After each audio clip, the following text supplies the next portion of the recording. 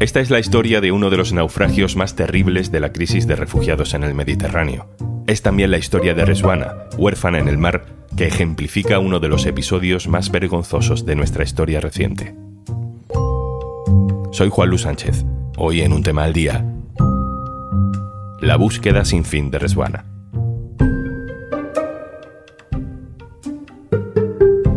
Una cosa antes de empezar. Ahora te regalamos un año de Podimo si te haces socio o socia de eldiario.es. Y además podrás escuchar Un Tema al Día sin publicidad. Tienes todos los detalles en eldiario.es/Podimo. 28 de octubre de 2015. Un barco de madera con más de 300 personas a bordo se hunde a unos 3 kilómetros de la isla griega de Lesbos. Una de esas personas se llama Rezwana. Es afgana. Tiene 13 años. Suddenly my mom said that, set up because water is coming. I don't know if it was continuing going or it was a stop. Rezwana explica que el agua empezó a filtrarse y que el nivel iba subiendo en la habitación donde ella estaba con su familia, en la cocina de un barco de 2 pisos. Quedaba media hora para llegar a tierra, pero el agua seguía subiendo. En cuestión de segundos su madre se levantó, cogió a su hermano y oyó un estruendo. Lo siguiente es el mar. Un hombre tiraba de ella hacia abajo para salir él a flote. Consiguió quitárselo de encima. Se acuerda de su padre diciéndole que no soltara un trozo de madera. Él sujetaba a su hermana pequeña, pero pronto perdió a todos de vista. Luego aparecen 2 motos de agua con los voluntarios de la ONG Open Arms. Su intervención es crucial porque en ese momento son los únicos equipados y preparados para una operación de rescate de esta envergadura. Al rato se unen una decena de barcos de pescadores, turcos y griegos. Ha pasado media hora desde el naufragio y los voluntarios se acercan a los supervivientes. El barco de Frontex, de la Agencia Europea de Guarda de Fronteras y Costa, no hace nada durante mucho tiempo. Un helicóptero militar sobrevuela las cabezas de toda esta gente y dificulta el rescate de los voluntarios, tanto por el ruido como por las olas que provoca. La gente sigue desapareciendo bajo el agua. Esa media hora pasó también lentamente para Rezwana. Vio que una pequeña barca se acercaba, le cogieron por la espalda, la rescataron. Había tragado agua, vomitó, tenía pequeños moratones. Ella también recuerda un helicóptero que sobrevoló sus cabezas. Era de noche, llegaron a la orilla y comenzaron a andar entre cadáveres que el mar ya estaba expulsando. Puerto de Molivos, en Lesbos, Grecia. Ese puerto estaba lleno de voluntarios. Se convocó a cualquiera que supiera hacer maniobras de reanimación. Solo había 2 ambulancias. Había que elegir a quién salvar. Rezwana intentaba explicar que ella buscaba a su familia. Las cifras oficiales de aquel naufragio son estas: 274 supervivientes, al menos 43 muertos. El número de desaparecidos es indeterminado. En ese barco viajaba Rezwana con sus padres, Nasser y Fátima, con su hermana, Negin, con su hermano, Hadith, que tenía 5 años, y con su hermana, Mehruma, de 14 meses.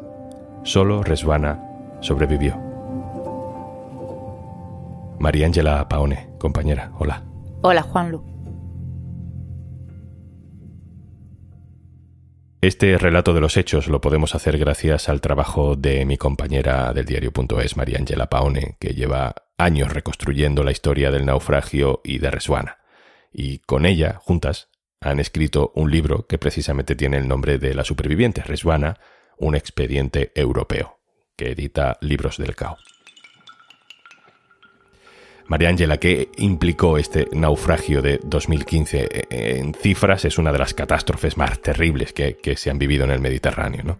Sí, fue uno de los peores de estos meses de la llamada crisis de refugiados, uno de los peores en el Mediterráneo oriental, y supuso para muchos un antes y un después. Octubre de 2015 fue el mes con más llegadas. En aquellos meses, más de 220.000 personas llegaron a las costas de Lesbos, y ese naufragio fue un poco la imagen de todo lo que no funcionaba. Los medios de Frontex, los medios de la Guardia Costera que estaban presentes en ese momento, en ese tramo de mar, en ese puñado de kilómetros que hay entre la costa de Lesbos y Turquía, no estaban preparados para rescatar a la gente, sino para repeler las llegadas, como confirmaron luego todos los testimonios de quienes sí fueron allí para rescatar a la gente. Rezvana se queda sola, es la única de su familia que sobrevive. ¿Hasta qué punto su historia explica el recorrido de tantas otras familias, de tantas otras personas que tienen que jugarse la vida en el mar? La historia de Rezvana podríamos decir que es la suma de todo lo que no funciona en el sistema de asilo europeo y es un poco también la suma de las tragedias que muchos viven en la ruta hacia Europa.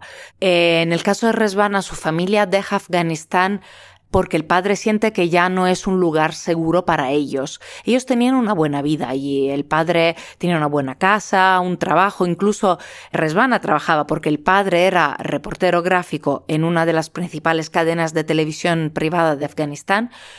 Y ella también trabajaba doblando las voces de los niños de las series turcas o estadounidenses o indias.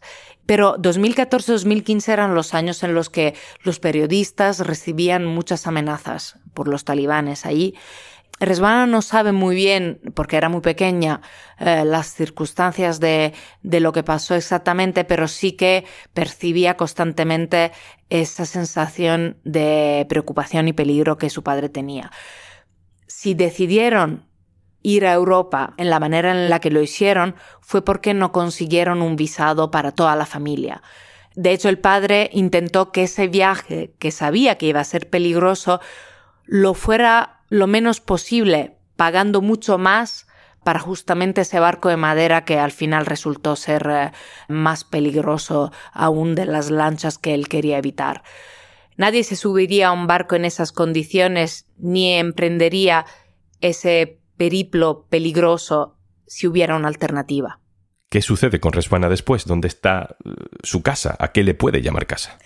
Después del naufragio, Rezvana, la primera persona que encuentra en Lesbos es Charlie, esta voluntaria noruega que está ahí junto a los socorristas y a los voluntarios que habían llegado de media Europa para echar un cable en un momento en el que en Lesbos había una desorganización total. Charlie se empeñó para evitar que Rezvana acabara en Moria, el campo de refugiados que se conoció como la vergüenza de Europa, un campo que llegó a albergar a 20.000 personas cuando estaba hecho para 2.000. Y Rezvana en esos primeros días estuvo en un centro más pequeño para personas vulnerables en Lesbos. Estuvo ahí un par de semanas y luego la trasladaron a Atenas. Y al principio se quedó en un centro para refugiados y luego pasó por 3 familias de acogida. Se quedó hasta que obtuvo la manera de ir a Suecia, que era el país que su padre había elegido como destino final y era el país donde vivía una tía abuela, la hermana de su abuela materna, que era su única familia aquí en Europa. Así lo que Rezvana obtuvo en marzo de 2017. Y es cuando, ya con los papeles de refugiado en mano, decide ir a Suecia. Y allí se quedó siendo una menor y no pudiendo ser expulsada. Una nueva vida, ¿no?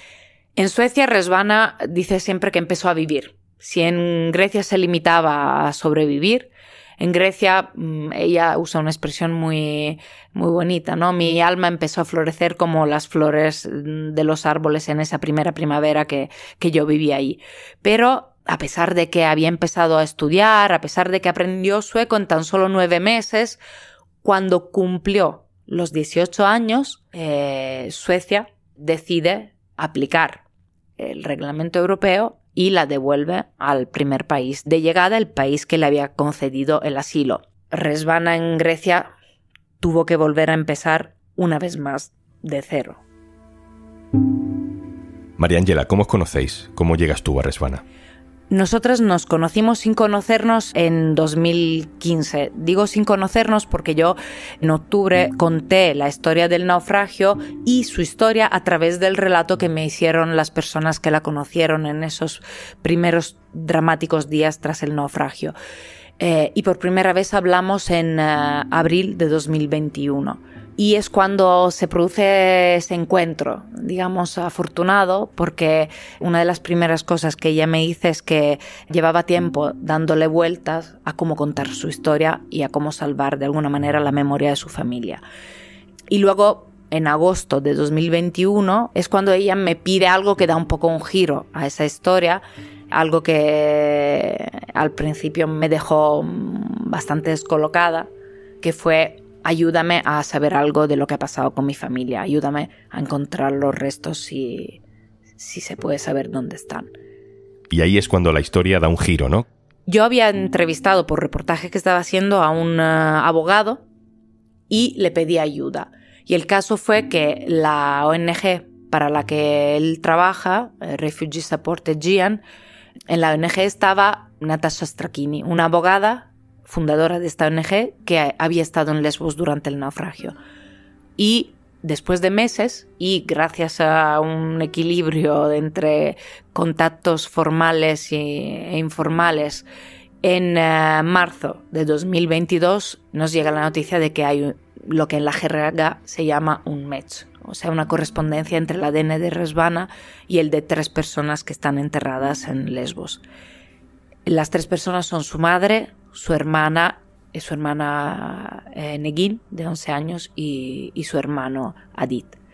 Y en junio de 2022 fuimos con Rezvana a ver las tumbas de los 3 que se encuentran en una explanada ahora llena de maleza porque no hay nadie que cuida de este lugar, en un descampado que se acondicionó en 2015 para acoger a los cuerpos que se recuperaron de los naufragios que se repetían en aquellas semanas.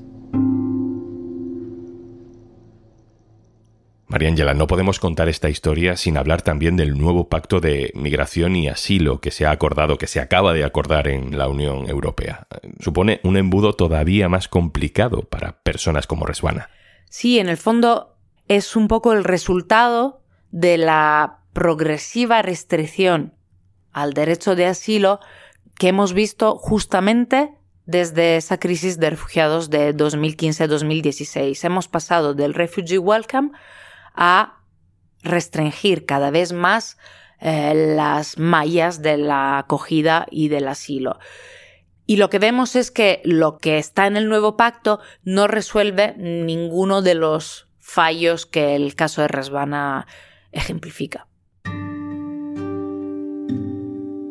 ¿Y cómo está ella ahora? ¿Cómo está Rezvana? Rezvana está bien, le costó vivir ese luto procrastinado, ¿no? Cuando encontramos las tumbas pasó unos meses muy duros después, porque querer saber no alivia el dolor. Ha seguido con su vida. Justamente RSA, la ONG que nos ayudó en la búsqueda, le ha ofrecido un contrato tiempo parcial para trabajar con ellos como intérprete, con los demás refugiados, pero en Grecia sigue estando en una especie de limbo. Ella no quiere quedarse ahí. Siente que ese no es su lugar y quiere volver a Suecia. Y además, en el último año ha estado un poco atrapada en Atenas porque otra vez la burocracia siempre se pone en su camino y lleva 12 meses esperando a que le renueven banalmente el DNI, sin el cual no puede salir del país. Mariángela Paone, compañera, muchísimas gracias y enhorabuena por vuestro libro. Gracias a vosotros. Y antes de marcharnos... Hola, soy Juanjo de Podimo y esta semana te recomiendo hacerte un repaso por todos los estrenos que tenemos en el catálogo de podcast y vas a encontrarte nuevas voces que llegan desde nuestro Talent Hub. Y entre ellos, 3 mujeres tan divertidas que te van a conquistar en un minuto. Sofocos. Pues en el bar de tapas. ¿Cómo de ¿Pero qué dices de bar de tapas? A ver. Dijiste que nos íbamos de tapas, nena. No, íbamos a hablar de las etapas de la mujer en la menopausia. Pues de las cositas de... Esas cositas de menopausia. De las guapas, de las chicas jóvenes guapas. Sí, las que llegan pronto y puntuales, ya no hablará casi. Me gusta hacer el vermú. Y ahora, por ser oyente de Un Tema al Día, si te haces socio o socia del diario.es, te regalamos un año de Podimo si lo activas en eldiario.es/Podimo. Esto es Un Tema al Día, el podcast del diario.es. Si te gusta lo que hacemos, necesitamos tu apoyo. Hazte socio, hazte socia del diario.es en el diario.es/socio. El podcast lo producen Carmen Ibáñez, Marcos García Santonja e Izaskun Pérez. El montaje es de Pedro Nogales. Yo soy Juan Luis Sánchez. El lunes, otro tema.